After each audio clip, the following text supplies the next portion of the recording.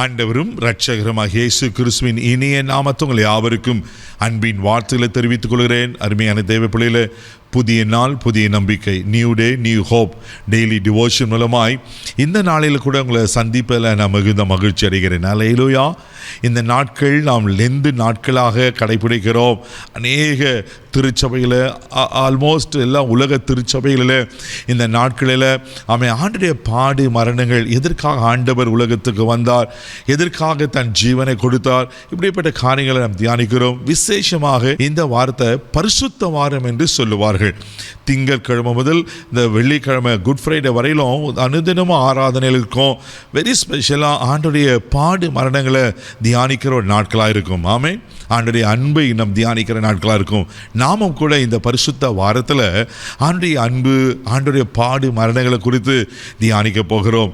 இன்றைக்கு கூட கர்த்தர் நமக்கு கொடுக்கிற வார்த்தை என்ற 1 யோவான் புஸ்தகம் 3ஆம் அதிகாரம் 16வது வசனத்தை கூட நம்ம வாசிக்க கேட்போம். அவர் தம்முடைய ஜீவனை நமக்காக கொடுத்ததினாலே அன்பு இன்னதென்று அறிந்திருக்கிறோம். நாமும் சகோதரருக்காக ஜீவனை கொடுக்க கடனாளிகளாய் இருக்கிறோம். அல்லேலூயா. பாருங்க, ரொம்ப அழகாக சொல்லப்பட்டிருக்கு. அவர் தம்முடைய ஜீவனை நமக்கு கொடுத்ததினாலே. ஆமென். தெய்வ பிள்ளையில அவர் நமக்கு ஜீவனை, தன்னோட உயிரை கொடுத்ததுனால இங்கே சொல்லப்பட்டிருக்கு, அன்பு இன்னதென்று அறிந்திருக்கிறோம். தெய்வ பிள்ளையில 1 யோவான் 3:16 இப்படியா சொல்லப்பட்டிருக்கு.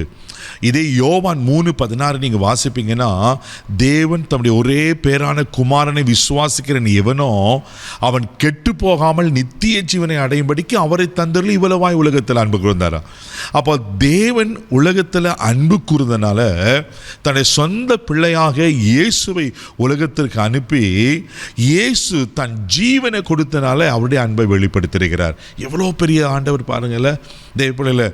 அவர் நமக்கு ஜீவனை கொடுத்ததுனால அன்பு இன்னதென்று. அப்போ அன்புக்கு ஒரு டெஃபினேஷன் சொல்லப்போனால் அவர் ஜீவனை கொடுத்திருக்கிறார், தான் உயிரை கொடுத்திருக்கிறார். இந்த அன்புக்கு எக்ஸ்ட்ரீம் எதுன்னு பார்த்தீங்கன்னா தேவ பிள்ளையில அவர் நமக்காக மரித்தது தான். ஹல்லேலூயா. எவ்வளோ நல்ல ஆண்டவர்ல.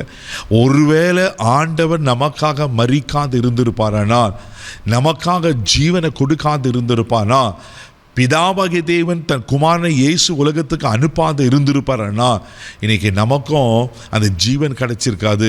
நமக்கும் தெய்வ பிள்ளைகள் ஆண்டவருக்கும் பிதாவாகிய தேவனுக்கும் ஒரு ஐக்கியம் உண்டாயிருக்காது அல்லவா. இதை அறிந்து தான் ஆண்டவர் என்ன செய்கிறனா, இயேசு தன் ஜீவனை கொடுக்கிறார்.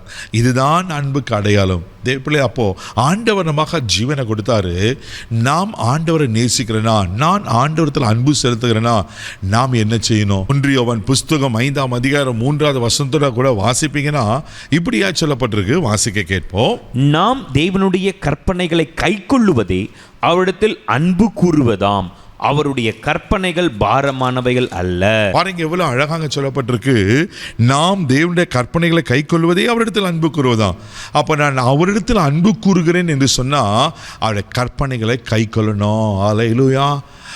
பிதாவாகிய தேவனிடத்தில் அன்பு கூர்ந்தபடினால தன் குமாரனை உலகத்துக்கு அனுப்பி இயேசு தன் ஜீவனை கொடுத்து அன்பை வெளிப்படுத்தினார்.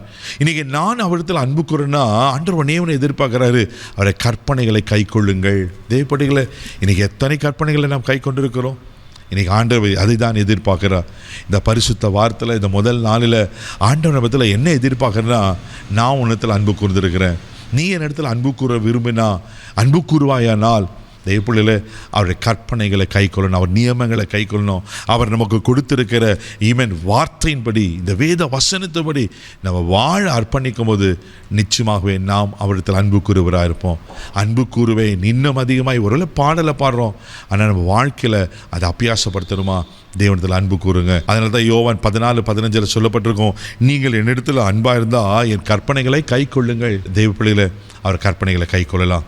கண்களை மூடி நம்ம செபிக்கலாமா? தகப்பனே, உமக்கு நன்றி சொல்லி துதிக்கிறோம். சோதரப்பா, நீர் உங்கள் அன்பை எங்களுக்கு வெளிப்படுத்திருக்கிறீர். நாங்கள் அன்ற எங்கள் அன்பை உங்களிடத்தில் வெளிப்படுத்தணும்னா உங்கள் கற்பனைகளை கை கொள்ள, அன்றுவரே உங்கள் வார்த்தையின்படி வாழ எங்களுக்கு உதவி செய்யுங்கப்பா. அன்றுவரே அந்த வார்த்தையின்படி அன்றே எங்கள் வாழ்க்கை இருக்க எங்களுக்கு உதவி செய்யுங்க. எல்லா தடைகளை எடுத்து போட்டுருங்க. இந்த நாள் முழுதும் கரம் எடுத்து நடத்தும் தெய்வீக பாதுகாப்பு ஒப்பு கொடுக்குறேன். இயேசுவின் ஜெபக்கேளும் பிதாவே, ஆமென். அவருடைய கற்பனைகளை கை கொண்டு அவரிடத்தில் அன்பு கூறுங்க. ஆண்டவர்களை ஆசீர்வதிப்பார்.